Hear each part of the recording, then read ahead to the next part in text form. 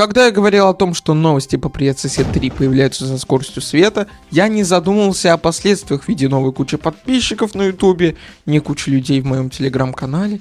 Я в принципе был удивлен, что туда кто-то перешел. И в телеграм-канал по новостям третьего Соседуса перешло больше 100 человек. А может и не человек. Раз вам так понравилась эта рубрика, то прошу вашему вниманию второй выпуск новостей по Привет Сосед 3. Кстати, кто-то из разработчиков, видимо, вспомнил, что сливать так много инфы о игре на стадии прототипа такая себе идея, и решил перестать. И вообще-то обидно, о чем я тогда буду рассказывать в этой рубрике. Хотя, отбой, у нас будут еще и девлоги. Ну ладно, на самом деле это никакие не шутки. Хронометраж роликов будет зависеть, конечно же, от новостей. От того и пошло название рубрики, вот это да. Ну а я уже начинаю его растягивать своим вступлением, ведь я Алексей Че, и всем hello.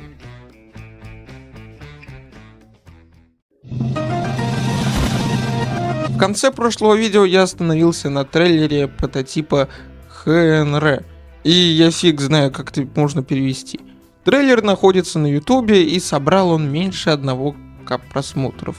В трейлере фан-игры мы можем увидеть механики из РБО в виде этих адских машин и модельку соседа. Автор на своем канале демонстрирует на видео процесс по созданию своего проекта на основе Привет Сосед 3. Делает фан-игру короче. Недавно он выпустил видео с моделькой уже гостя, который проигрывал анимации и ловил игрока.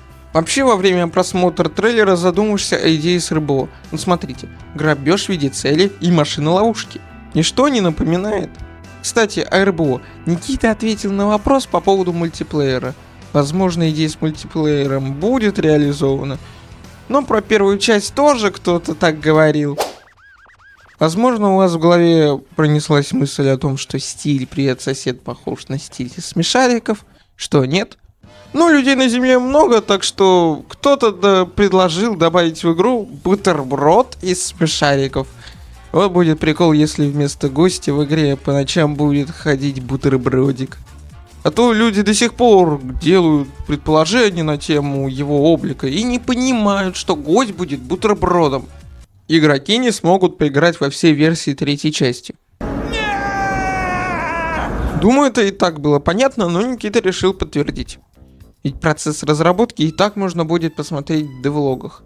Более того, Никита сказал, что существовал нулевой прототип, и мы его уже видели в первом девлоге, когда мультиплеер был все еще жив.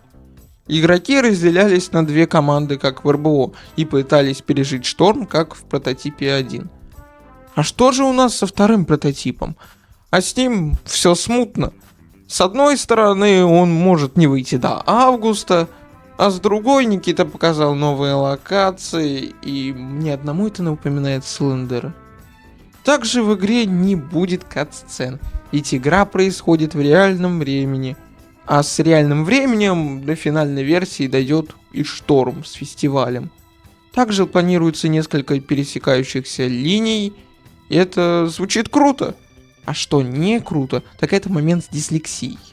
А точнее с языком города. Никиту спросили по поводу языка. В игре будет нормальный язык или нет? Этот необычный язык – одна из фишек всей франшизы, которая даже была озвучена разработчиками для телека и радио в первой части. Никита ответил, что он думает. У соседа на арте нет перчаток, потому что на это есть весомая причина, как сказал Никита. Можно было подумать, что это ляп, забыли нарисовать перчатки, что такого, ведь над игрой работает 16 человек. Компания Ютуз в сотрудничестве с Tiny Build анонсировали новую коллекционную фигурку в ограниченном тираже. Обидно за тех, кто живет не в Штатах и не сможет получить данную фигурку. Хотя, может и получите. Сообщество и телеграм-канала подслушанного в Рейвенбрукс решили задать вопросы Никиты. И для этого один из участников снял видео, в котором задавал вопросы. Это видео было снято в стиле новых девлогов. И Никита посмотрел это видео и ответил на вопросы. Если честно, то он ответил только на 2 вопроса из 5.